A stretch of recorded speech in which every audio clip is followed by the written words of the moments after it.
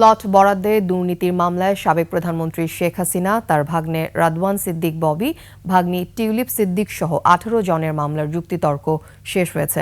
আগামী ২ ফেব্রুয়ারি রায়ের দিন ধার্য করেছে আদালত। রোববার সকালে ঢাকার বিশেষ জজ আদালত ৪-এর বিচারক রবিউল আলমের আদালত যুক্তিতর্ক উপস্থাপন শেষে রায়ের এই দিন ঠিক করে। এদিন মামলাটির যুক্তিতর্ক উপস্থাপনের জন্য ছিল। দুদকের পক্ষে অ্যাডভোকেট হাফিজুর রহমান যুক্তিতর্ক তুলে ধরেন। তিনি আসামিদের সর্বোচ্চ সাজা যাবজ্জীবন প্রত্যাশা করেন। শেখ হাসিনা, রাদওয়ান সিদ্দিক ববি, টিউলিপ সিদ্দিক সহ ১৮ আসামি গ্রেফতারি পরোয়ানা মাথায় নিয়ে পলাতক রয়েছেন। এজন্য তাদের পক্ষে যুক্তি উপস্থাপন করা সম্ভব হয়নি। তবে কারাগারে থাকা একমাত্র আসামি খুরশিদ আলমের পক্ষে তার আইনজীবী শাহিনুর ইসলাম যুক্তিতর্ক তুলে ধরেন। দুদক অভিযোগ প্রমাণ করতে পারেনি উল্লেখ করে তার খালাস প্রার্থনা করেন তিনি।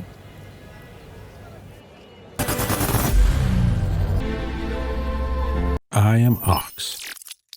হলফনামাতে তার লিপিবদ্ধ করতে হবে যে রাজুক এলাকায় তার কোনো সহায় সম্পত্তি প্লট বা উত্তরাধিকারে পায় নাই, কিন্তু সে মিথ্যাভাবে হলফনামা দিয়েছে এবং ওই হলফনামার মধ্যে লেখছে যে এই এরিয়াতে, ঢাকা এরিয়াতে তার কোনো জায়গা জমি নাই।